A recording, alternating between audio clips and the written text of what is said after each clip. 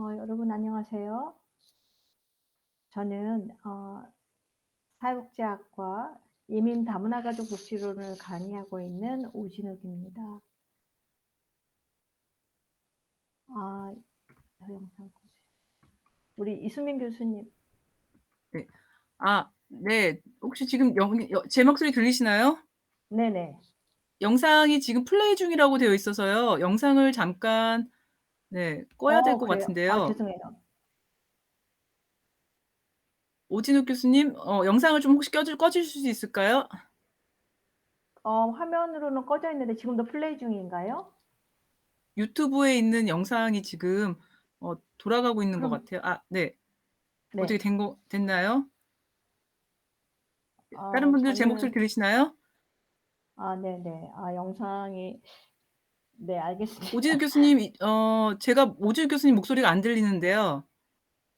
그래요? 마이크도 교수님? 켰고 목소리 안 들리세요?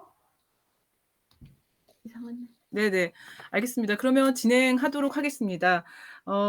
지금 사회복지학부에서는 이번에 사회복지와 문화 다양성을 주제로 특강을 준비를 했습니다. 이번에 강의를 해 주실 오진욱 교수님을 간단하게 소개해 드리도록 하겠습니다. 오진욱 교수님은 이제 세인트 앤드류스 프레스비테리안 컬리지에서 학사를 하셨고요. 그리고 듀크 유니버시티에서 신학 석사를 하시고, 그리고 버지니아 커먼웰스 유니버시티에서 사회복지 석사를 하셨습니다. 그리고 현재 저희 사회복지 학부에서는 이제 이민 다문화 가족복지론을 담당하고 계시죠. 네. 그래서 미국 버지니아 리치몬드에서 그 미랄 재단의 그 단장으로 10년 넘게 다문화와 이민 가정을 대상으로 사회복지 실천을 해 오셨고요. 그리고 이제 목사님이시기도 하고, 또 다문화와 문화 다양성에 대한 그런 전문가로서 그런 이론과 실천의 다양한 그런 경력들을 갖고 계신 교수님입니다. 그래서 오늘 이 주제를 가지고 한번 오진옥 교수님의 그런 특강을 한번 들어보도록 하겠습니다. 네. 오진옥 교수님, 네, 한번 감사합니다. 네, 아 말씀해 주세요. 그 네. 오늘 강의에 앞서서 교수님 소리가 좀 우리 잘 안 들리는 것 같은데요, 저는. 다른 분들은 그래요? 오진욱 교수님 목소리가 들리시나요? 채팅으로 다른 좀 말씀해 분들은 주시겠어요? 들린다고 문자 다른 분들 안 들리시는 분 계시면 말씀해 주시겠어요? 저는 마이크를 켰거든요. 작게 들려요. 음.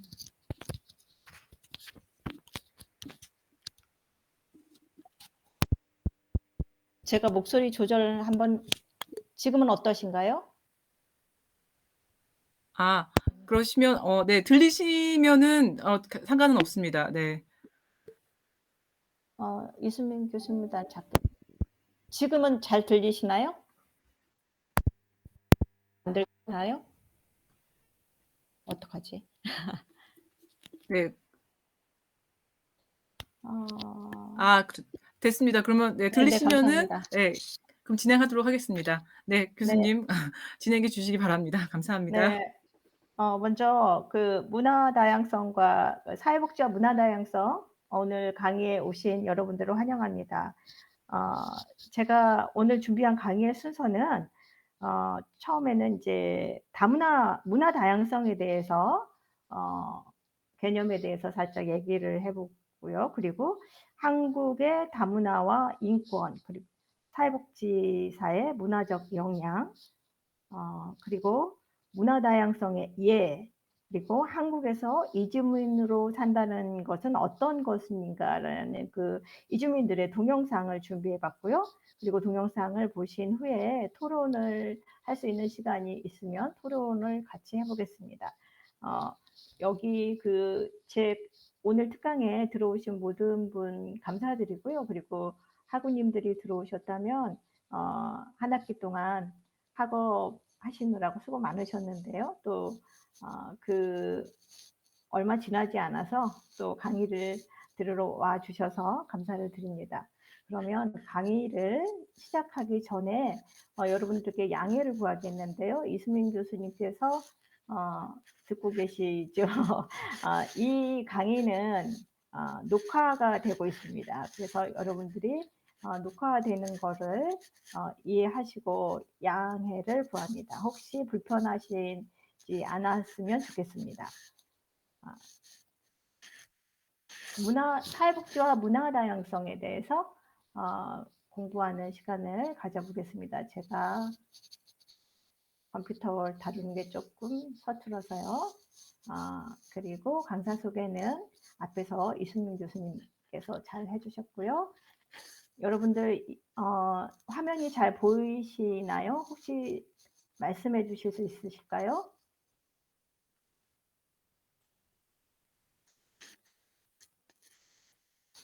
화면이 잘 보이시나요? 그럼 보이시는 걸로 알고 진행해 보겠습니다.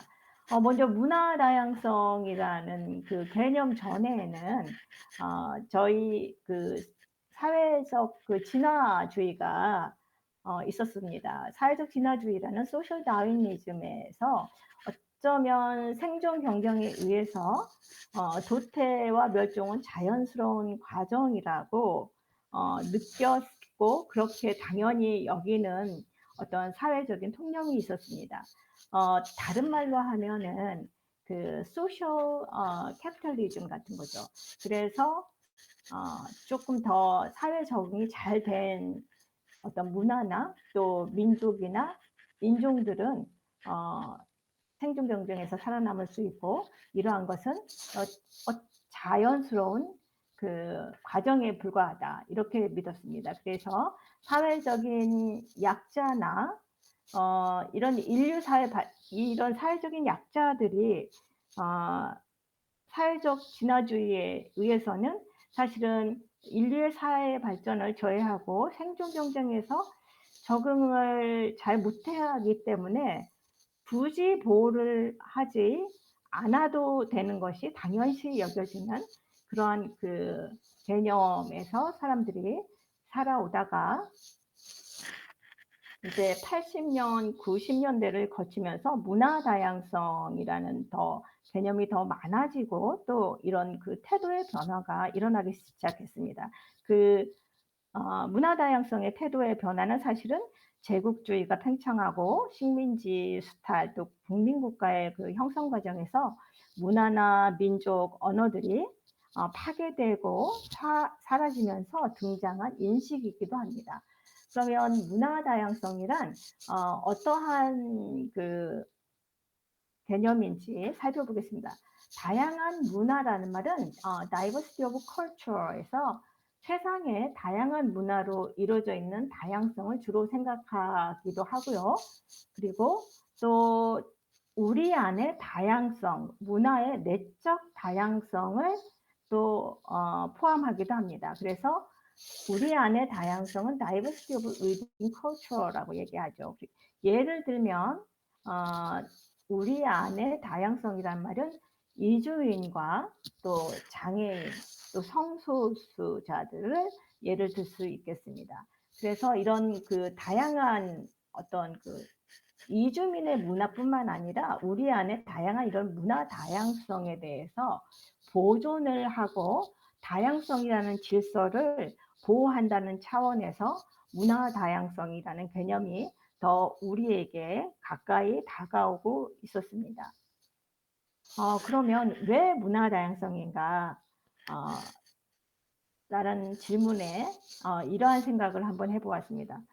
인류는 서로 다른 문화와의 접촉과 교류를 통해 발전해 왔습니다.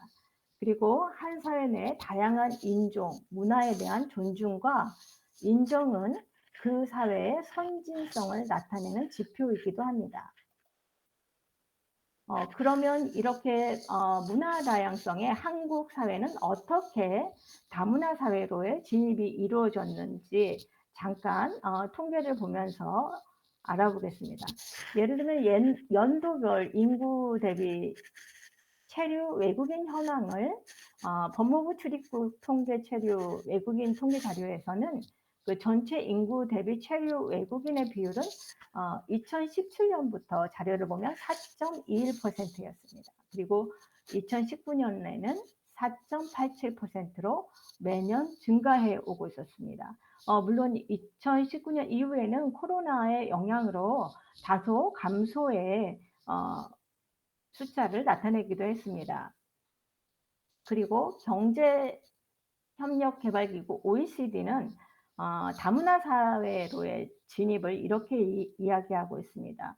총 인구 중 외국인 또는 이민 2세, 기아자 등 이주 배경 인구가 그 전체 인구의 5%가 넘으면 다문화, 다인종 국가로 분류한다고 이야기하고 있습니다. 외국인의 증가세를 감안할 때 우리나라도 1919년에 4.87까지 외국인의 비율이 있었지요. 그래서 외국인의 이 증가세를 감안할 때 한국은 곧 다문화 사회에 진입할 전망이기도 하다고 이야기하고 있습니다.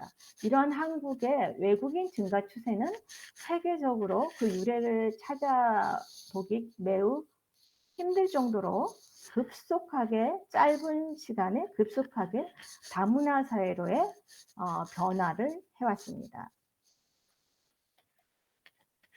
특히 21세기에 그 국제적인 인구 이동과 세계화에 가속하는 그 국제 이주 기구에서 International Organization for Migration에서 IOM이라고 줄여서 얘기하죠.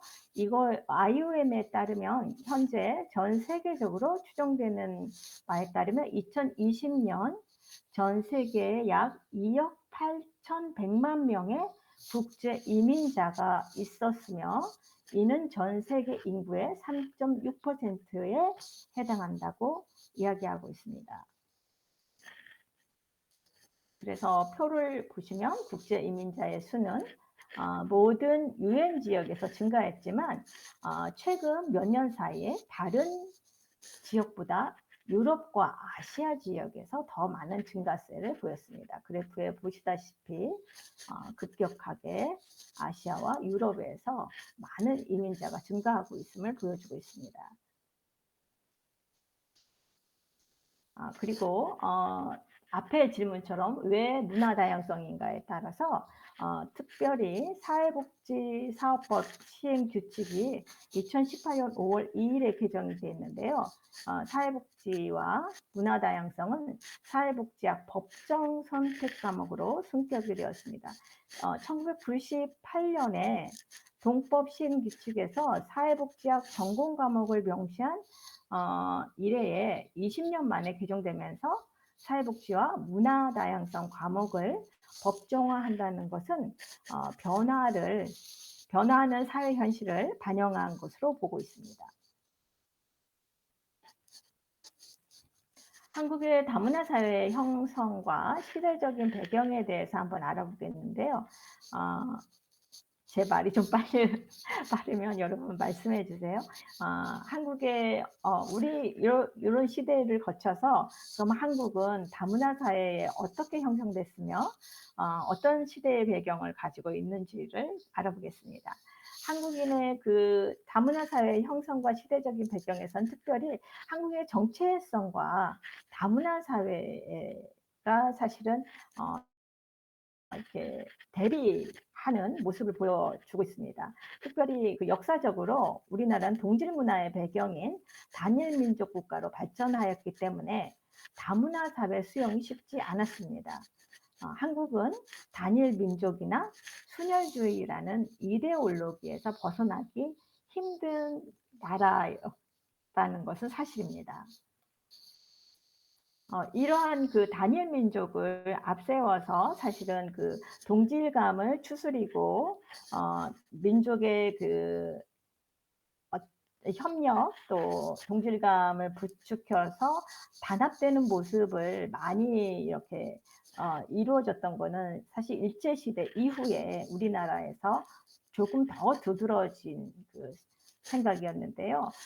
이러한 우리나라의 단일 민족의 그 강조했던 부분들이 사실은 다양한 문화 특히 그 다문화나 또 이주민이나 이주 노동자들 또 난민들을 받아들이기에 상당히 그분들이 저희의 필요에 의해서 이 나라에 함께 살고 있게 되겠지만 사실은 그 다문화에 대한 어떤 특별한 그 법 제정이나 그분들에 대해서 우리가 조금 더 배려해야 할 많은 사회통합의 문제들이 그렇게 썩 그 환영을 하면서 적극적으로 이루어지진 않았습니다.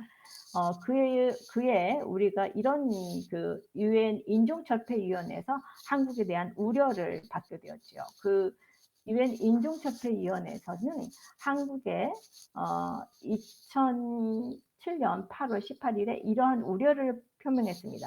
한국의 단일 민족을 강조하는 것은 한국에 사는 다양한 인종들 간의 이해와 관용, 또 다른 그 나라들과의 우호 증진에 장애가 될 수 있다라고 유엔 인종철폐위원회에서 한국에 우려를 표명했고요. 이러한 것들은 우리가 조금 더 우리 안에 이 나라 안에 있는 다양한 그 이주민에 대한 조금 더 포용적인 제도나 또 정책이나 또 우리의 인식이 나아갈 수 있어야 한다라는 것들을 짚어주었던 모습이기도 합니다. 한국의 다문화 인구 현황을 한번 살펴보면요. 가장 그 한국의 다문화 인구 현황과 다문화 사회복지에서 이런 이렇게 다문화 인구들이 점점 늘어나고 그리고 다문화 어떤 그 사회복지에 관심이 많아지면서 가장 기본되는 법률들이 제정되기 시작했는데요. 여러분들 연도수를 제가 짚지 않고 말씀드리겠습니다. 가장 기본되는 법률은 제한 외국인 처우 기본법이 있었고요. 그리고 다문화 가족 지원법이 있고요. 외국인 근로자의 고용 등에 관한 법률이 있고요. 북한 이탈 주민의 보호 및 정착 지원에 관한 법률이 있습니다. 물론 여기에서 난민법도 있습니다. 사실은 이 다문화 인구와 우리나라에 거주하는 또는 잠시 노동을 제공하기 위해서 정주는 목적이 아니지만 일하고 있는 이주 노동자들 그리고 북한 이탈 주민들 세터민이라고 하죠. 이런 분들은 우리나라에 와서 그 어쩌면 그분들의 인권을 충분히 누리지 못하고 보호받지 못한다는 문제도 또한 드러나고 있습니다. 그래서 사회복지의 관점에서 보면 이분들에게 조금 더 우리가 조금 더 사회복지 관점에서 이분들에 대한 그 인권의 문제라든가 그리고 정책이라든가 또 법률의 어떤 미비한 점들에 대해서 조금 더 고려해 볼 수 있는 인권 문제를 여러분들에게 한번 짚어보고 싶습니다. 첫 번째로는 결혼 이주민입니다. 국제 결혼 중개 과정에서 인권의 침해가 무수히 많이 일어나는 것으로 보고 있습니다. 물론 그 배우자들에 대해서 다 개방하지 못하고 결혼한 상태도 있고요. 그리고 그러한 과정에서 돈 주고 신부를 사왔다든가 또는 그러한 그 어떤 내가 물건을 사는 것처럼 그 배우자를 사왔다라는 인식에서 일어나는 그 인권 문제 그리고 그 사람의 어떤 그 존중하지 못하는 문제들이 가정폭력 및 또는 성폭력 문제 그리고 부부 갈등 그리고 고부 갈등의 문제로 등장하기도 합니다. 그리고 이러한 그 결혼 이주자 여성이나 남성들은 그 귀화를 하기 전에는 불안정한 체류 자격에 놓일 수밖에 없게 되겠습니다. 결혼 이민자들 사이에서 그 이제 다문화 자녀들이 탄생하기도 하는데요. 사실은 그 다문화 사회복지 인권의 문제에서는 중도 입국 청소년들의 또 문제가 중요하게 대두되고 있습니다. 대부분 이 중도 입국 청소년들은 한국어를 제대로 배우지 못한 상황에서 한국에 입국을 하게 되고, 다시 한번 설명드리면 이 중도 입국 청소년들은 그 결혼 전에 본국에서 부부 사이에서 태어나서 거기에서 이렇게 자라고 있던 자녀들이라든가, 아니면 재혼을 한 그 결혼 이민자 전에 그 자녀가 본국에서 자라고 있다가 부모의 한 사람이나 아니면 두 부부 사이에 이제 한국에서 자라지 못하고 본국에서 자라고 있다가 그 부부가 어느 정도 안정이 된 다음에 그 본국에 있는 자녀를 한국에 초대해서 오는 그러한 자녀들을 중도 입국 청소년이라고 합니다. 용어 설명을 드렸고요. 그리고 대부분의 그 중도 입국 청소년들은 한국어를 제대로 배우지 못한 상황에서 한국에 입국합니다. 그래서 체류 자격도 불안정한 상황인데요. 왜냐하면 나이가 어느 정도 찼기 때문에 여기 한국에서 태어나지 않은 사람은 그 기화 시험을 봐야 합니다. 그래서 기화 시험을 통과해야 한다는 그 체류 자격의 불안도 있고요. 그리고 친척이나 뭐 방문 비자로 들어와 있기 때문에 그런 체류의 불안정도 또 더 가중되고 있고요. 그리고 중도 입국 청소년들은 일반 다문화 가정 청소년과는 다르게 부모와 떨어져 지내는 경험이 있기 때문에 다양한 그 내적인 심리적인 불안을 가지고 있습니다. 그리고 한국에서 출생하지 않았다고 말씀드렸는데요. 그 출생하지 않은 그 청소년들은 한국어 사용이 익숙하지 않기 때문에 한국 문화와 언어에 대해서 굉장히 어려움을 많이 겪고 있습니다. 또한 이 중도 입국 청소년들은 공교육에서도 쉽게 적응하지 못하고 그 교육의 성취율도 매우 낮은 것으로 나타나고 있습니다. 또 다문화 사회복지와 인권에서 이주 노동자들의 그 인권이 굉장히 최근에도 많이 대두되고 있는데요. 이분들은 직장 이동에 제한이 있고요. 사업장 변경 및 횟수가 정해져 있습니다. 그리고 구직 기간도 상당히 제한되어 있고요.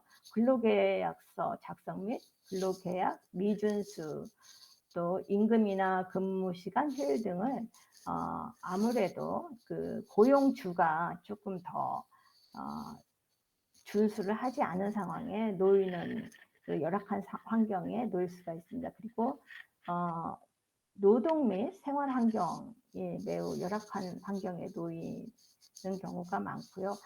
직장 내에서 폭력이나 또 성희롱 등에 또 노출되기가 쉽습니다. 그리고 신분증 압류나 산업재해 및 의료나 숙소, 식사 같은 상황이 매우 열악하다고 지적을 받고 있습니다.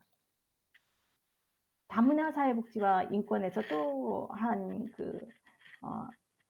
분들은 세터민들이죠. 북한 이탈 주민이라고 얘기하는데요. 북한 이탈 주민은 헌법상 대한민국의 국민입니다. 하지만 그 분단의 역사가 길어지고 남북 간의 문화적 이질성, 경제적 격차가 벌어지면서 북한 이주민들은 사실은 이 세터민들은 문화적 소수자의 특성이 매우 강합니다. 그래서 한국에 있으면서도 어떤 인권의 사각지대에 놓이기가 쉽고요. 또 이분들의 액센트라든가 언어가 좀 드러나기 때문에 쉽게 고용에서도 차별을 받는다는 그러한 보고가 많이 있습니다. 그리고 다문화 사회복지 중에서 또 인권 문제는 또 난민의 문제가 있습니다. 난민 신청자의 처우와 인정 난민과는 달리 난민 신청자는 인정 난민과는 달리 인도적 체류자의 체류 안전성과 생존권이 거의 보호받지 못하고 있는 실정입니다. 한국도 우리 대중은 난민에 대해 이해가 매우 적고요. 그리고 반난민 정서가 매우 강합니다. 그래서 난민 포비아라고 하는데요. 이러한 개선을 위한 정책적 대응도 매우 시급하다고 보고 있습니다. 그러면 이러한 그 문화 다양성에 의해서 사회복지사의 그 문화적 역량을 키우는 능력이 길러져야겠는데요. 사회복지사의 문화적 역량에 대해서 공부해 보겠습니다. 문화적 역량이란 말은 다인종, 다문화적 배경을 가진 클라이언트를 대상으로 서비스 제공자 또는 기관이 해당 클라이언트의 문화적 배경을 고려하여 그 클라이언트의 의사소통 방식, 지식, 기술, 임상적 추론, 또 정서, 가치, 자기 성찰의 능력 등을 일관되고 주의 깊게 사용하는 것을 의미합니다. 또한 문화적 역량은 특정 주류 사회에서 차별이나 억압, 편견의 대상이 되는 소수자들, 예를 들어서 장애인, 또 성적 소수자, 혹은 국내의 세터민, 조선족, 또 뭐 이주 노동자들, 아니면 결혼 이주자들, 이런 고유한 문화를 갖는 다양한 집단에게 그들의 문화에 적절한 서비스를 제공하는 것을 의미하기도 합니다. 사회복지사의 문화적 역량, 특별히 다문화 감수성을 이야기하게 해 보겠는데요. 서로 다른 문화적, 인종적 배경을 갖고 있거나 몇 개의 문화가 공존하는 현장에서 효과적으로 행동할 수 있는 능력을 이야기합니다. 다문화적 감수성은 어떤 고정관념에도 얽매이지 않고 상대방의 입장에서 문화적으로 공감할 수 있는 능력과 태도를 나타내고요. 많은 교육과 훈련의 결과로 나타낼 수 있는 자질을 의미합니다. 그래서 우리가 사실은 단일 민족, 어쩌면 그 조금 더 넓은 세상에서 다양한 그 다문화 감수성을 가지고 살아오지 못한 민족이기도 하고 그러한 사회일 수 있지만 사회복지사의 그 문화적 역량, 다문화적 감수성을 공부를 하고 또 어떤 훈련 과정을 통해서 익히면 충분히 우리가 사회복지사로서의 문화적 역량을 넓혀가고 프로페셔널하게 꾸준한 그 노력과 공부와 또 그 훈련 결과로서 사회복지사의 문화적 역량을 충분히 우리가 가질 수 있다라고 그렇게 이야기합니다. 또 베넷이라는 학자는 둘 이상의 문화 집단에서 나타나는 문화적 차이에 반응하면서 형성된 인지적, 정서적 특성이나 행동의 경향이기도 하다. 사실은 우리나라의 단일 문화에서는 이런 둘 이상의 문화 집단에서 그 어떤 문화 차이에 반응하면서 길러지기 힘든 사회이기도 하죠. 그리고 또 다문화 감수성은 다문화 사회에서 서로 다른 문화적 관점을 존중하고 문화적 지식을 가지기 위한 문화적 자각과 문화적인 감성을 의미한다. 특별히 제가 여기서 강조하고 싶은 단어는 문화적 자각입니다. 그래서 우리가 다문화적인 역량이 어떤 부족하다는 그 자각, 그리고 우리의 생각에 대해서 한번 뒤돌아볼 수 있는, 그리고 다문화 감수성에 우리가 얼마나 많이 노출되어 있었나라는 것도 좋은 문화적인 감성을 키울 수 있는 능력이라고 생각이 됩니다. 또한 다문화 감수성은 국내의 경우 다문화라는 이제 용어가 사용되는 경위를 보면요. 2001년 이후 이주민에 대한 차별적인 용어 순화 움직임과 2002년 8월에 살색이라는 용어가 헌법 제11조의 평등권을 침해한다는 판정으로 권고를 받게 되었습니다. 이것도 다문화 그 감수성의 한 예인데요. 사실은 저도 그 초등학교, 제가 다닐 때는 국민학교라고 했는데요. 클래스파스에 보면은 살색이 있었거든요. 그래서 그 당시만 하더라도 우리나라는 그 단일 민족이라는, 그래서 살색은 하나이기 때문에 살색이라는 용어가 전혀 그 거스름 없이 사용되었던 것 같습니다. 그리고 2003년과 2004년 사이에는 혼혈인 그들이 아니라 우리입니다라는 시민운동과 이를 지지하는 건강가정시민연대는 혼혈인이란 용어 대신에 다문화 가정 또는 다문화 가정 2세라는 용어를 사용한 것을 권장했습니다. 이렇게 여러분들 보시다시피 어쩌면 국가에서 정책적으로 하는 일도 있지만 시민사회에서 우리가 느끼고 조금 더 옳은 방향 그리고 포용적인 방향으로의 그 전환을 위해서는 그 시민운동도 상당히 많이 기여했던 것을 보여주고 있습니다. 그래서 다문화 감수성을 키우기 위한 우리의 시민운동도 있었다라고 보시면 되겠습니다. 다문화 감수성은 그래서 결국 시민사회 운동으로 시작돼, 다문화 용어는 시민사회 운동으로 시작돼 있어서 2006년 4월에 중앙정부가 결혼 이민자 가족의 사회통합 지원 정책과 외국인 정책 기본 방향 및 추진 계획을 발표하면서 다문화 사회 지향을 제시함으로써 정부와 언론에 의해 다문화 또는 다문화 사회라는 용어의 사용이 확산되었습니다. 결국 이것도 시민운동으로 시작되었습니다. 그러면 이제 거의 우리 사회복지사의 문화적 역량 갖추기, 이러한 앞에서 문화 다양성이란 에 대해서 좀 살펴보았고요. 그리고 한국의 다문화 사회와 인권에 관해서 한번 짚어봤고요. 그리고 지금 이 시간에는 사회복지사의 문화적 역량 갖추기에 대해서 한번 짚어보기로 하겠습니다. 사회복지사의 문화적 역량 갖추기에서 첫 번째, 인간 행동에 대한 자신의 감정과 가치 및 편견을 알아가기가 중요합니다. 이런 질문을 한번 해보겠습니다. 당신은 사회복지사로서 문화적으로 다양한 집단과 효과적인 관계를 만드는 능력에 장애물이 될 수 있는 고정관념이나 견해 또는 신념을 개인적으로 또는 전문가로서 가지고 있는가? 여러분들은 어떠십니까? 혹시 우리 자신은 모르지만 어떤 면에서 이러한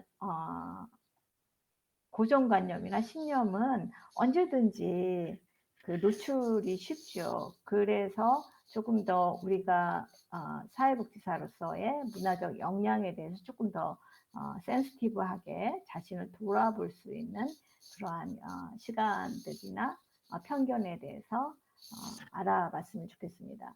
그리고 대인관계에 영향을 미치는 당신의 세계관은 무엇인가? 당신은 문제 해결이라는 것을 어떻게 정의하는가? 그리고 지원하기, 지역사업, 교육하기, 문화적으로 다양한 상황에 이용되는 전략과 기술은 당신의 어떤 가치에 기초하고 있는가라고 질문해보고 자신의 감정과 가치 및 편견을 알아보면 좋겠습니다. 두 번째로는요, 문화적으로 다양한 클라이언트의 세계관을 이해하기 위해서 이런 질문을 한번 해보겠습니다. 자신의 것과 다른 세계관을 판단하지 않는 자세로 바라보고 그대로 받아들여야 한다는 것.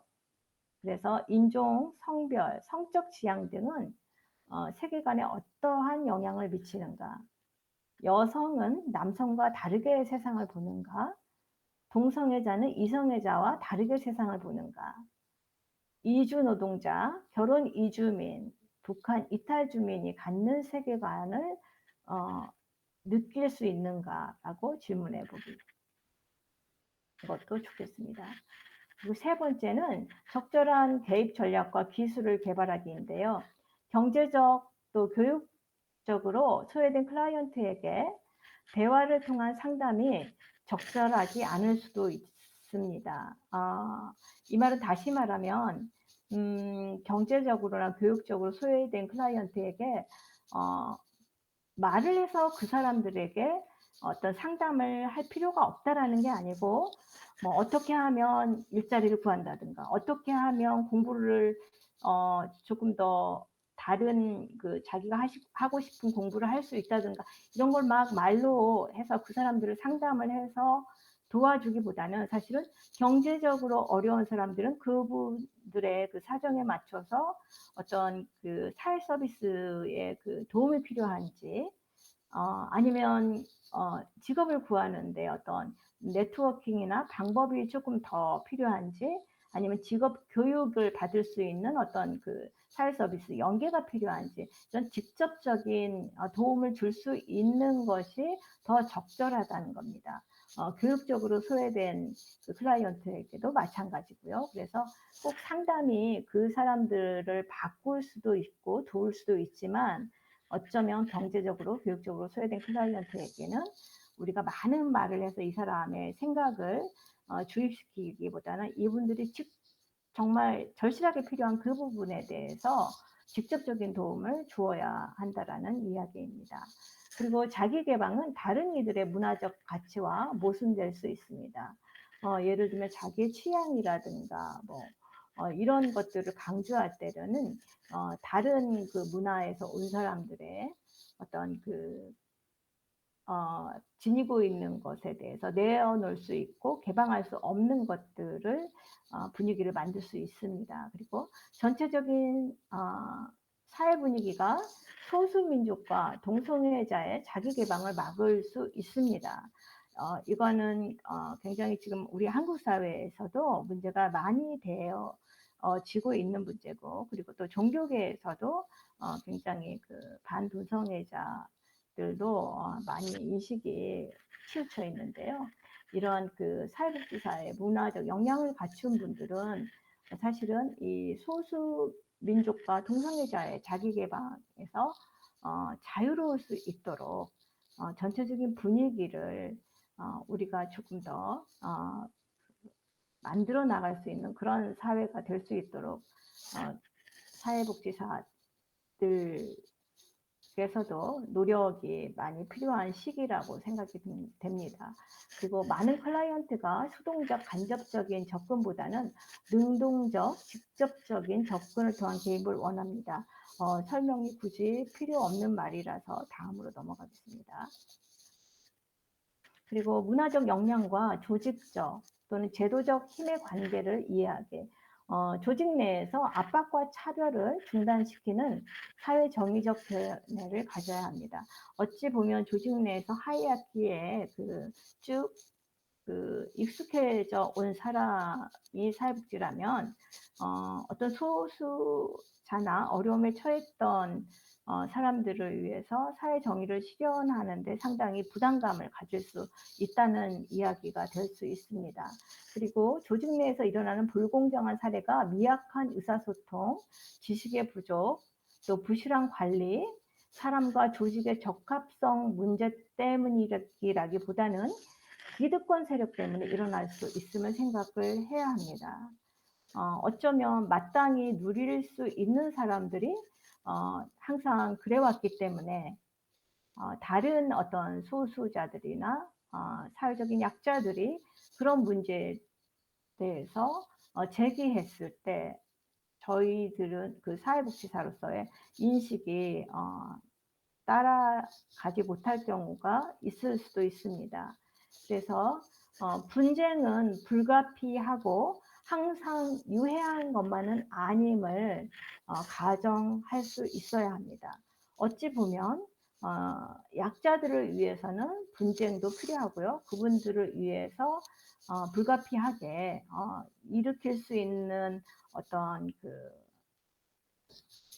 타협이 아니라 그분들의 그 권리를 찾아줄 수 있는 분쟁은 그게 꼭 해로운 것만은 아니다라는 것을 인식하는 것도 중요한 사회복지사의 문화적 역량 갖추기의 요건입니다. 다문화적으로 역량 있는 사회복지 실천으로 보면요. 간단하게 보면 개인적인 차원과 전문적인 차원이 있는데요. 개인적인 차원은 자신의 선입견이나 편견, 문화적으로 다른 집단에 대한 잘못된 정보나 충분하지 않은 정보를 점검해야 합니다. 그리고 전문적 차원으로는 사회복지 실천의 전문적 기준과 윤리 강령 등의 다문화 관점이 반드시 반영되도록 변화시켜 나가야 합니다. 그리고 다문화적 역량 있는 사회복지 실천으로는 또 세 번째 조직적 차원도 있는데요. 조직적 차원은 제도적 실천, 정책, 프로그램, 구조 등이 특정 집단을 억압할 수 있음을 인식할 수 있어야 하고요. 조직적인 정책이나 실행에서 다른 집단의 동등한 사용권과 기회를 부정하거나 억압한다면 그것은 곧 변화되어야 할 대상이라는 것도 인식하면 좋겠습니다. 그리고 사회적 차원이 있는데요. 사회 정책이 특정 집단의 정신적, 신체적 건강을 해롭게 한다면 전문가는 그에 대한 변화를 주도해야 할 책임이 있습니다. 많은 경우에 저도 미국에서 사회복지를 전공했는데요. 그 미국의 NSW 그 소셜워커들이나 그리고 사회복지 전문 그 교수님들은 미국에 사실은 많은 사회복지의 부분들을 변화시켜 왔습니다. 그분들의 옹호자였고 약자들의 옹호자였고 그리고 미국의 다문화 어떤 사회복지 실천에 많은 그 족적을 남기는데 중요한 역할들을 세우셨던 분들이 사회복지 실천가였고 그리고 사회복지 학자였습니다. 그래서 문화적인 역량은 앞에서 배운 것처럼 문화적 역량은 고정된 것이 아니라 발달되며 학습될 수 있다. 그래서 어찌 보면 단일 민족 국가에서 자라서 많은 그 다양한 문화를 접해보지 못한 우리나라 사회복지사들에게 이런 문화적 역량은 우리가 고정되어서 이대로 나갈 수밖에 없다라는 게 아니라 우리가 문화적 역량에 대해서 인식하고 인지하고 그리고 학습하고 훈련하면 얼마든지 우리도 문화적 역량을 갖춘 프로페셔널한 사회복지사가 되어서 많은 사회 변화를 가져올 수 있다라는 희망이 되는 문구인 것 같습니다. 그리고 사회복지 실천에서 문화적 역량에 대한 기준을 다시 한번 살펴보면요. 윤리와 가치가 있고요. 자기인식, 다문화 지식, 다문화 실천 기술, 서비스 전달, 인파워먼트, 옹호죠. 그리고 다양한 업무 활동이 있고요. 그리고 전문적인 교육이 필요하겠고요. 언어 다양성이 있습니다. 저는 언어 다양성을 꼭 뭐 세컨 랭귀지나 뭐 랭귀지를 여러 가지를 구사해야만 한다라는 것도 있지만 여기서 언어 다양성은 사실은 우리가 가지고 있는 태도, 비언어적인 어떤 그 표정 그리고 그분들을 이해한다는 눈빛 이런 것도 중요한 역할이라고 생각합니다. 그리고 다문화 리더십도 매우 중요한 그 문화적 역량 기준의 하나입니다. 그러면 문화 다양성의 예를 한번 보겠습니다. 여러분 제가 여러분들 지루하지 않도록 재미있는 그 파워포인트 그림을 많이 넣었는데요. 좀 어지러우셨나요? 문화 다양성의 예를 보면요. 먼저 베트남 그 여성들 국제 결혼 이주 여성 중에 우리나라의 국제 결혼 여성 중에 베트남 여성들의 비중이 매우 높습니다. 그래서 오늘은 그분들의 문화에 대해서 한번 배워보도록 하겠습니다. 베트남에서는 날씨 때문에 하루 종일 그 함께 있다가 뭐 외출 삼가 하는 그런 날씨가 있겠죠. 그래서 같이 있다가 잠시 외출하는 경우에는 굳이 인사를 하지 않는다고 합니다. 예를 들면 이제 가족이 같이 있다가 며느리가 집에 있고 시어머니가 나가면 뭐 어머니 잘 다녀오세요. 뭐 잘 다녀오셨어요라는 인사는 베트남에서는 없는데 한국에서는 그러면 너는 뭐 인사도 안 하니? 내가 왔는데 인사도 안 하니? 이렇게 핀잔을 또 받았던 그 예가 있다고 합니다. 그리고 베트남에서는 죽은 사람에게만 절을 하기 때문에 그 결혼 이주 여성들이 한국에 와서 명절에 큰 절을 하라고 해서 좀 많이 놀랬다고 하는 다른 문화에 오신 분들의 예를 한번 들어보았습니다. 그러면 또 몽골은 이러한 예가 있죠. 지금 이 시간에 팝콘의 그림이 나와서 죄송합니다. 다이어트에 방해가 되었나요? 또 몽골은 초원지대에 위치하고 있고 야채와 과일이 야채인데 죄송합니다. 잘못 써졌네요. 야채와 과일이 귀한 대신에 음식은 주로 고기와 우유를 먹는다고 하죠. 그래서 몽골 출신의 결혼 이주 여성들은 한국에서 생선을 먹을 줄 모르고 고기와 우유를 먹기를 원합니다. 그래서 그런데 또 이렇게 핀잔을 받는다고 합니다. 가난한 나라에서 와서 비싼 고기하고 우유만 찾는다고. 참 그 몽골 지역에서는 사실은 쉽게 구할 수 있는 것들을 먹었던 건데 여기 와서는 또 비싸기 때문에 핀잔에 거리가 되기도 했다고 하죠. 그리고 몽골에서는 검지 손가락으로 사람을 가리키는 걸 죽이겠다는 뜻이라고 합니다. 그래서 남편이 이렇게 화를 낼 때는 우리는 사람을 막 가리키잖아요. 그래서 결혼 이주 여성이 막 검지 손가락으로 가리키면서 큰 소리를 쳤었는데 이제 그 몽골 여성의 그 문화에서는 나를 죽이겠다라고 그런 이제 받아들여서 매우 슬퍼서 많이 울었다라는 예도 있습니다. 자, 또 다른 문화 다양성의 예를 보면요. 필리핀에서는 식사 초대를 받았을 때 보통 15분 정도는 늦게 나타나는 것이 좋다고 합니다. 왜냐하면 정확한 시간에 나타난다는 것은 이 사람이 굉장히 먹을 것을 밝히는 사람이구나. 그래서 사람이 좀 격이 떨어진다. 그런 취급을 받기도 한다고 합니다. 특별한 손님은 그래서 한두 시간 늦어도 이해를 한다고 하고요.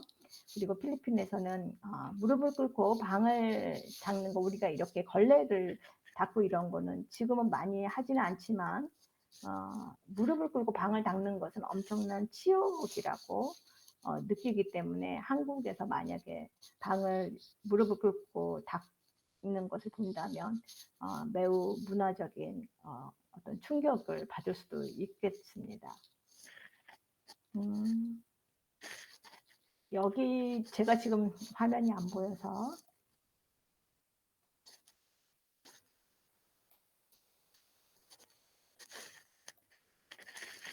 여러분 제가 지금 이제 그 커버하고 싶었던 내용은 거의 다 마친 것 같습니다. 혹시 마이크를 켜시고 지금까지 내용에 대해서 질문이 있거나 하실 말씀이 있으시면 같이 나눠 주셨으면 좋겠습니다. 동영상을 준비했었는데요. 동영상이 내용이 조금 다 보기가 시간이 모자란 것 같습니다. 제가 욕심이 많아서 너무 많은 렉처를 해버렸나 봅니다.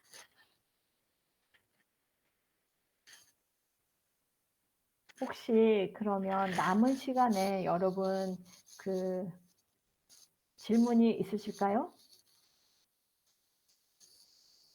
저도 카메라를 끄고 좀 편안하게 질문이 없으신가요? 우리 이승민 교수님?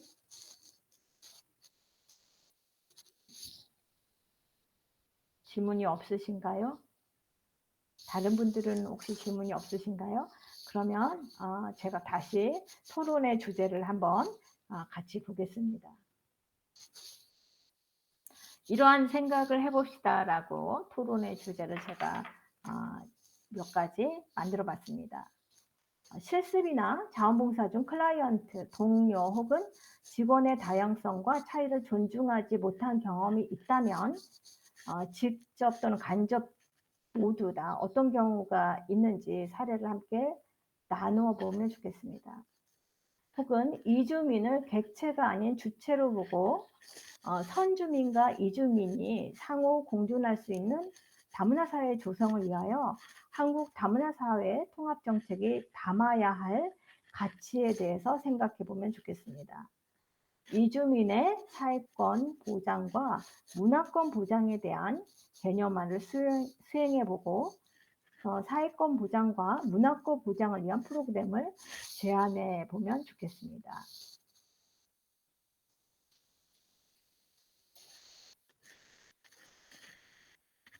혹시 여러분들께서 같이 생각을 나누어 주실 분들은 계신가요?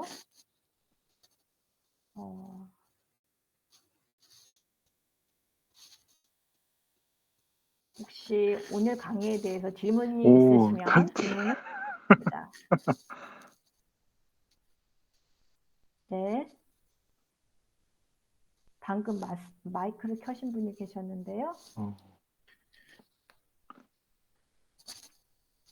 혹시 어떡하지?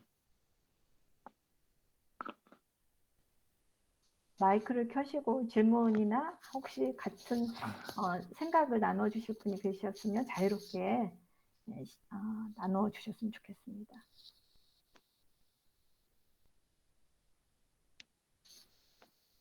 아니면 제가 저도 이제 그 미국에서 유학 생활과 그 직장 생활을 오래 했는데요. 처음에 유학 가서 그 제가 미국 문화를 잘 몰라서 우스운 일이지만 여러분들과 함께 나누고 싶었던 예가 하나 있습니다. 예를 들면 그 외국 학생들에게는 좀 멀리 왔기 때문에 칼리지에서 그 호스트 패밀리 가끔씩 이렇게 같이 만나서 식사도 하고 그런 그 가족들을 연계를 시켜주는데요. 저희 학교도 그런 프로그램이 있어서 저에게도 호스트 패밀리가 있었어요. 그래서 이제 그 호스트 패밀리 가족의 초대를 받아서 집에 간 적이 있습니다. 그래서 그 호스트 패밀리 가족이 갔는데 음식을 많이 이렇게 차려놓으셨고 그리고 음식을 먹을 때는 먹고 이제 저에게 좀 더 제 손이 닿지 않는 곳에 있는 것을 이렇게 주시면서 더 먹어보라고 이렇게 권해하셨는데 한국에서는 한 두 번 사양을 하는 게 예의잖아요. 그래서 저도 괜찮아요 라고 사양을 했어요. 그런데 정말 그 접시가 저한테 오다가 다시 멀리 가버렸거든요. 그래서 먹고 싶은 것을 놓쳤던 그런 경험이 있습니다. 문화적으로 좀 다른 거죠. 우리나라에서는 두세 번은 사양을 해야 되지 않습니까? 그런데 저는 지금도 그 맛있는 음식을 못 먹었던 게 기억이 나서요. 그렇게 좀 문화가 다를 수 있다, 각 나라마다. 이런 얘기를 한번 긴장을 풀기 위해서 해봤는데요. 네, 그러면 시간이 조금 남아서요. 여러분 우리 미디어에 제가 준비했던 미디어를 한번 시청해 보도록 하겠습니다.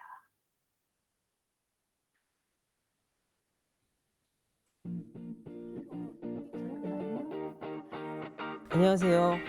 저는 이주화인권연구소 김사강이라고 합니다. 오늘은 세계 이주민의 날을 맞이해서 다양한 나라에서 온 이주민분들을 모시고 한국에서 이주민으로 살아간다는 것에 대해서 이야기를 나눠볼까 합니다. 그러면 자기소개 좀 부탁드릴게요.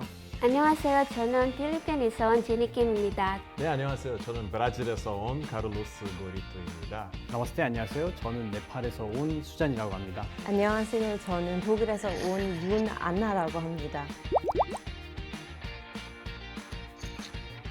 처음에 한국에 오셨을 때랑 지금이랑 비교해보면 많이 변한 게 있다는 게 느껴지시는 게 있을 것 같아요. 저는 싸이월드 시절에 왔거든요.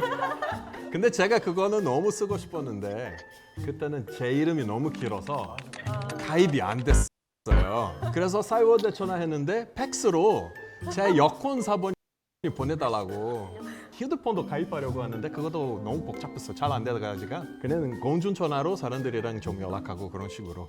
휴대폰을 사용할 때나 아니면 이게 그 인증 같은 거를 받았을 때 이름 때문에 진짜 헷갈린 적이 많거든요. 맞아요. 띄어쓰기 해야 되는지 아니면은 하지 말아야 되는지 성을 이런 먼저 것들이 쓸지 맞아요. 이름을 먼저 쓸지. 맞아요. 뭐 소소한 것일 수도 있지만 그 우리가 외국인 등록증을 받잖아요. 영어로 Alien Registration Card이라고 써 있어요.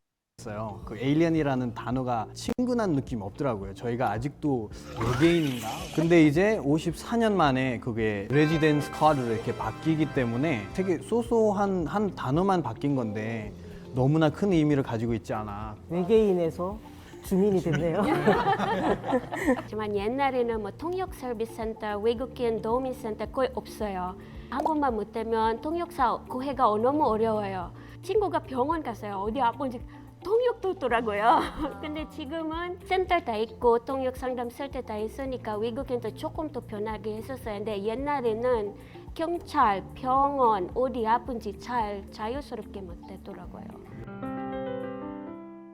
방송에서 사실 저는 이제 여러분들을 뵀던 네, 시청자로서 항상 궁금했던 거는 저분들 체류 자격이 뭘까? 네, 왜냐하면 한국에서 이제 이주민들은 체류 자격이 뭐냐에 따라서 활동 범위가 제한이 되잖아요. 그렇기 때문에 지금 다들 어떻게 살고 계신지, 네, 자격이 어떻게들 되시는지 네, 여쭤보고 싶네요. 저는 F2 거주 비자 갖고 있고요. 그 비자로 9년 동안 살고 있는데 올해 초에는 결혼했는데 비자 안 바꿨어요. 네. 오늘 어떻게 보시면 제가 이제 결혼 이민자 선배님. 반가워요. 저는 학생 비자로 있다가 이제 올해는 석사 졸업한 다음에 예술인 비자로 이식스 비자로 계속 활동하고 있어요. 저 같은 경우는 D4인 어학연수 비자라고 하죠. 그걸로 들어왔다가 그때 대학교를 하고 싶어서 D4에서 D2로 갔고 D2에서 E7으로 갔고 E7에서 F2로 갔고요. F2에서 영주권까지 왔습니다. 고생하셨습니다. 고생하셨습니다. 안나님이 좀 부러우실 것 같아요. 지금. 계속 이렇게 보고 있었어요. 사실 제가 이번에 거주 비자를 너무 받고 싶었고 지금 한국에서 그래도 계속 체류 시간이 이제 7년 됐으니까 학생 비자였다가 중간에 이제 학비도 벌어야 되니까 잠깐 휴학을 하면서 예술인 비자를 통해서 이제 공연 활동도 했었어요. 그래서 다시 학교에서 입학했는데 이제 그게 거주 비자 받으려면 3년 동안 똑같은 비자로 되어 있어야 중간에 변경하면 안 된다는 규칙이 있는 거예요. 근데 그 우리 학교에서 제가 우리 과 첫 외국인이었어요.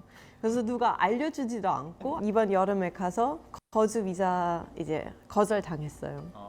저는 지금 영주권 가지고 있었어요. 근데 영주권 탈 때 너무 마음이 속상했어요. 원래는 결혼 비자로 왔었잖아요. 그때 2014년 때 조금 서류 필요하는 것 좀 가벼웠어요. 제가 생각했는데 그 다음에 제가 서류 다 준비했어요. 근데 조리국 사무소 직원은 네 서류도 안 보고 나보고 소득 3천만 원 있냐고 1년 동안에. 네 한국말 갑자기 안 나와요. 갑자기 괜찮아가지고 그래서 이주여소센터 전화하고 팀장님이 바뀌었어. 팀장님이 대화하다가 네 서류를 받고 1년 동안 기다려라. 그래서 네. 근데 1년 있다가 영주권 나왔더라고요. 1년이나 기다리셨어요.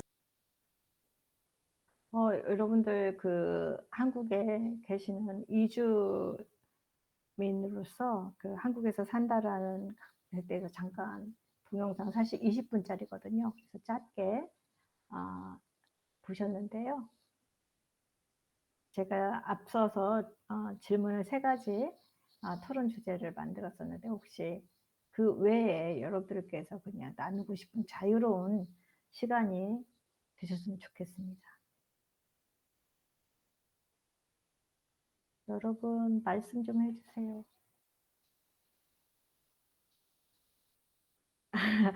혹시 그러면 여러분 조금 분위기를 풀기 위해서 혹시 여러분 그 여기 오신 분들 자기소개 한 번씩 해주셨으면 좋겠습니다. 지금 16분 그 화면에 들어오셨다고 표가 있거든요. 여기 이 자리에 앉아 계시면 이 마이크 표시가 있잖아요. 이 마이크 표시를 마이크를 켜기를 누르시고 아래 화면에 보면 마이크 켜기를 누르시고 각자 무슨 수업을 하면서 뭘 설명을 했는데 저희 이렇게 대한민국에 있는 아이들과 좀 다르게 이해를 잘 못하거나 그럴 때 얘가 왜 이해를 못할까 이렇게 산만할까 생각했는데 보니까 단어의 뜻을 이해를 충분히 못하는 경우가 많더라고요. 그 네네. 부모님들이 한국말을 아주 잘하지 않는 경우에. 그래서 네. 처음에는 몰랐는데 겪으면서 '아 이런 경우가 있구나.' 해서 아이들한테 설명을 하고 알아들었는지 다시 이렇게 확인을 하게 되거든요. 아, 참 그 선생님이시네요. 그래서 네. 아이들이 '아 얘네가 뭘 못한다. 딴 생각을 한다.' 이게 아니라 그 단어를 모르니까 들어도 이렇게 멍하게 쳐다보고 있어서 '아 이런 거 다문화 아이들 대할 때 쪼금 조심해야겠다.'는 생각이 들었어요. 네네. 아주 그 문화적 역량이 이미 풍부하게 잘 갖추어진 선생님이십니다. 감사합니다. 나누어 네 주셔서. 감사합니다. 네. 다른 분들도 수줍어 하지 마시고 같이 이야기 나누어 주셨으면 좋겠습니다. 오늘 강의 내용 말고요. 여러분들이 그냥 평상시에 느꼈던 문화 다양성이나 아니면 다문화나 그리고 사회복지나 아니면 친구나 이웃이나 이런 이야기 나눠 주셨으면 좋겠습니다.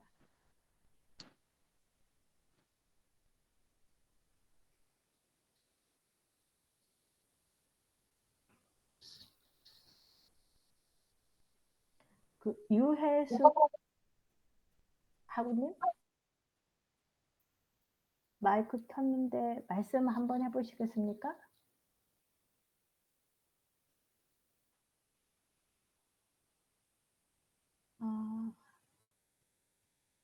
다른 학부님 아니면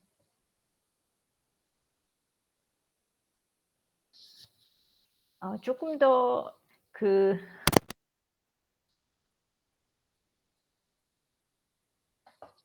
너무 다들 수줍어 하시는 것 같아요.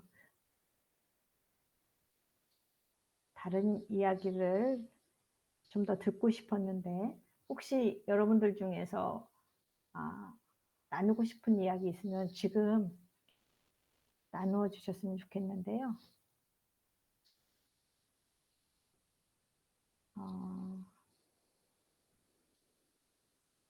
어떤 분이 또 같이 나눠 주실까요? 안녕하세요. 네. 네, 안녕하세요. 3학년 김선옥이고요. 사회복지학과고요. 네, 반갑습니다, 하구님. 네, 제가 조금 늦게 들어와서 앞에 내용은 잘 못 들어서 그렇고, 제가 다문화 가정을 이렇게 보면은 인식 자체가 영어권이나 유럽 쪽이나 이쪽하고 다문화 가족하고 동남아 쪽하고 맺어진 다문화하고 우리 사회 전체적으로 봤을 때 인식 자체가 조금 차이가 있는 것 같아요.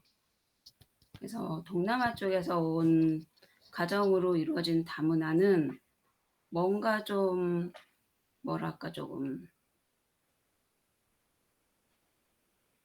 안 좋게라고 해도 좀 애매하고 조금 낮게 본다 그래야 되나? 예, 그런 경향이 네, 우리 있는 것 사회 같고, 인식이 그렇죠. 예, 네. 예. 그리고 만약에 배우자도 이제 아내분이 이제 동남아 쪽이면 남편분이 그쪽 문화나 언어에 대해서 좀 배우려고 하는 노력 같은 게 좀 필요한데 그런 부분도 좀 부족한 게 좀 아쉽고, 영어권 같은 경우에는 이제 남편분이 이제 영어를 같이 하니까 이제 그게 또 네. 의사소통도 잘 되고 자녀들도 또한 이제 한국어뿐만 아니고 영어까지 이제 잘하는 뭐 이중 언어도 가능하게끔 되는데 좀 그런 부분이 지원이 배우자가 다른 배우자에 대한 문화나 언어를 이해하려고 노력할 수 있게 그런 문화나 교육 같은 게 좀 필요하다고 생각해요, 저는. 네, 좋은 관찰을 말씀하셨습니다. 저도 이제 지난 학기에 그렇게 강의 중에 그런 부분이 있었는데요. 한국 그 사회 분위기가 백인의 이주민과 그리고 우리보다 피부 색깔이 어두운 쪽 그리고 영어권과 그렇지 않은 쪽 그리고 우리보다 잘 사는 나라에서 왔느냐 우리보다 경제적으로 낙후된 나라에서 왔느냐에 따라서 차별이 굉장히 달라지게 대하는 태도가 사회적으로 있다라고 그 리서치에서 그런 게 있거든요. 그거는 정말 맞습니다. 그리고 어찌 보면 영어권의 나라가 조금 더 잘 사는 나라들이 많기 때문에 또 영어가 더 공용어가 됐고 좀 더 힘센 나라들이 있었기 때문에 그렇기도 한데, 사실은 우리나라에서 영어를 또 더 선호하는 거는 영어가 우리의 그 교과에서 어떤 공부 쪽이잖아요. 그래서 그건 그냥 그 나라의 언어인데 우리가 영어를 하게 되면 마치 공부를 잘하는 사람처럼 저희 시대 때는 그렇게 느꼈었거든요. 그래서 영어권과 그렇지 않은 다른 나라들의 차별이 또 편견이 있습니다. 좋은 지적을 말씀해 주셔서 감사드립니다. 혹시 다른 학우님들의 생각을 더 들어볼 수 있을까요?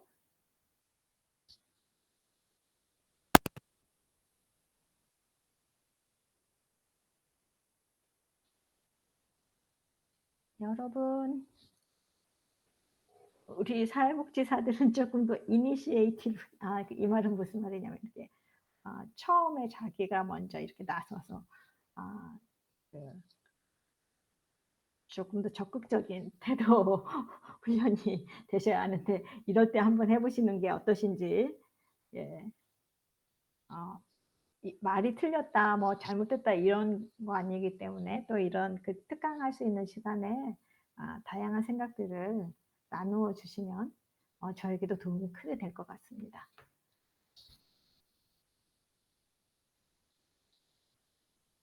혹시 다른 이야기 나눠 주실 분이 안 계실까요? 그러면 제가 또 하나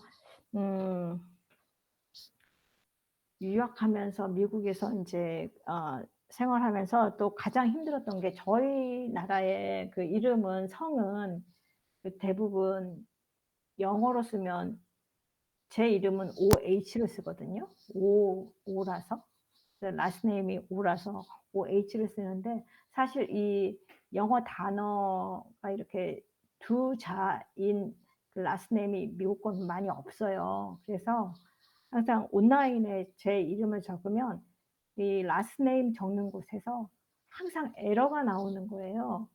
그래서 몹시 힘들었던 뭐 비행기 표를 산다든가 무엇을 적어 놓는다든가 이럴 때 항상 에러가 나서 다시 그 온라인 프로그램에 뭐 전화를 하거나 다시 컨펌을 받거나 이런 것들을 되게 많이 경험을 했었습니다. 그런 경험도 있었고요. 불편한 점이 다른 문화에 가서. 그리고 혹시 이수민 교수님 들리실까요? 네네. 교수님 또 말씀을 좀 해주세요. 저요? 네. 죄송합니다. 아닙니다. 글쎄요. 저희 학부 내에서도 사실은 이제 그 외국인 학우님들이 또 많이 들어오고 계세요. 그래서 벌써 제가 아는 분만 해도 뭐 한 2-3 분은 계신 것 같거든요. 그래서 그분들 보면은 이제 제가 옛날에 공부했던 생각도 나기도 하고, 참 사실 사회복지 용어들이 그냥 일반 이쪽을 공부하지 않으신 분들에게는 굉장히 낯설고 어려운 용어들이 많이 있는데, 그럼에도 불구하고 그 외국인으로서 사실 더 어려울 수 있는 단어들인데도 불구하고 열심히 공부하시는 모습을 보면은 참 대견하기도 하고 참 응원하고 싶은 마음이 많이 듭니다. 그래서 여러분들도 정말 옛날과는 다르게 정말 많은 그 외국인들, 또 이제 이민자들, 이런 분들이 우리 사회에서 같이 생활하고 있기 때문에, 여러분들도 학부 내에서 계시는 외국인 학우님들과도 잘 소통하고, 또 많이 도움을 주실 수 있으면 또 도움을 주시고, 또 그분들이 또 우리에게 또 그 새로운 문화에 대한 그런 경험이나 이런 인식 아니면 관점을 또 가져올 수 있기 때문에, 그런 것들을 좀 많이 그분들로부터 배울 수 있는 그런 기회가 많이 있었으면 좋겠습니다. 사실 그런 기회를 갖기 위해서는 서로 상호작용이 많이 일어나야 되는 것 같거든요. 그래서 그분 우리가 인제 어 일상생활에서 또 학교 생활에서 이런 다문화적인 배경을 가진 분들과도 많이 상호 교류하는 기회를 많이 가지면 좀 더 우리가 사회복지사로서의 그런 문화적 그런 역량이나 이런 것들도 더 많이 가질 수 있지 않을까라는 생각을 했습니다. 네. 네. 예, 좋은 말씀 나눠 주셔서 감사합니다. 정말 그 주변에 계시는 그 동료 학우님들하고 또 외국에서 오셨기 때문에 어쩌면 여러분들이 먼저 다가가서 말 걸어 주고 그리고 서로 소통하고 그런 걸 원하실 수 있으세요. 어 저도 사실은 그 외국에서 공부할 때도 제가 먼저 다가가기가 참 힘들었던, 제 성격도 굉장히 그랬는데 사실은 그런 걸 알고 다가와 준 친구들이 있어서 학교 생활이 아 행복했고 무난하게 잘 마쳤었는데요. 여러분들도 그런 기회가 있으시면 또 같이 다가가서 서로 문화를 나누고 또 어려운 점을 서로 돕고 그렇게 해서 좋은 학창 시절을 보내시기를. 예. 그리고 다른 또 말씀 나누어 주실 분이 안 계실까요? 날씨가 많이 우중충하고 힘든 하루였는데요. 음 여러분들 더 함께 나누어 주실 한 5 분만 더 기다리다가 한번 기다려 보겠습니다. 여러분 혹시 수줍어하지 마시고 어떤 얘기든지 스스럼 없이 그냥 한번 나누어 주셨으면 좋겠는데요. 다른 분은 안 계실까요?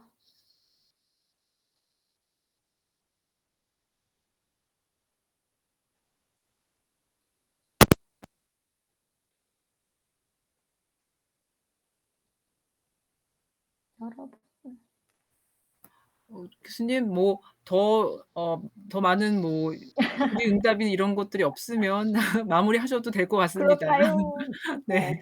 다른 좋습니다. 분들 더 궁금하신 점이나 이런 것들 있으신가요?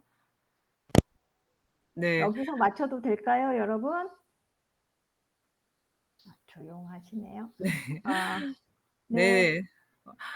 사실은 저희가 이번 강의를 특강을 준비를 한 이유도 워낙 우리 사회가 요즘 다문화 사회가 되어 가고 있기 때문에 이런 다문화 역량이 우리 사회복지사들에게 굉장히 많이 필요하다고 생각이 들어져서 사실 이런 부분들도 자꾸 생각해 보고 또 나를 되돌아보고 또 이런 또 교육을 받고 이래야지만 이런 다문화적인 그런 민감성이라든지 역량이 키워질 수가 있거든요. 그래서 이번 특강을 통해서 여러분들이 이런 좀 더 새로운 문화, 여기서의 다문화라는 것은 뭐 문화적 다양성이라는 것은 꼭 다문화만 일컫는 것이 아니라 다양한 소수의 문화들에도 다 이런 열린 마음을 가지셨으면 하는 마음에서 이번 특강을 준비를 했습니다. 그리고 저희가 간단하게 잠깐 홍보의 말씀을 드리자면 네. 네. 사회복지와 문화 다양성이라는 교과목도 저희가 다음 학기쯤에 개설할 예정이기도 합니다. 그래서 여러분들 이쪽 다문화 사회에 맞추어서 이런 역량을 키우기 위해서 이런 사회복지와 문화 다양성이라는 과목도 개설이 되면 여러분들 많이 수강 신청해 주셨으면 좋겠습니다. 네. 오늘 이렇게 수고해 주신 오진욱 교수님께 다시 한번 다시 한번 감사의 말씀 드리고 싶고요. 네. 오 교수님 마지막으로 인사 부탁드리겠습니다.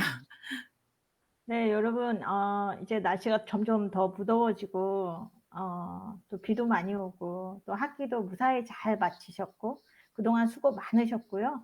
또 오늘 이 강의도 여러분들 제가 좀 버벅거리고 잘 못했어도 양해해 주시고요.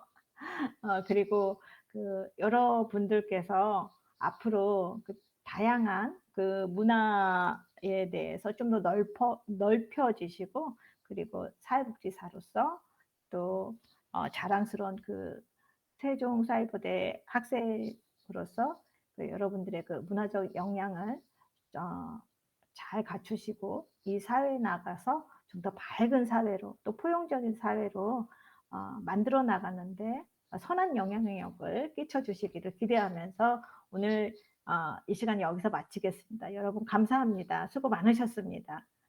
그리고 기회가 되면 다음에 시간에 뵙기로 하겠습니다. 감사합니다. 네.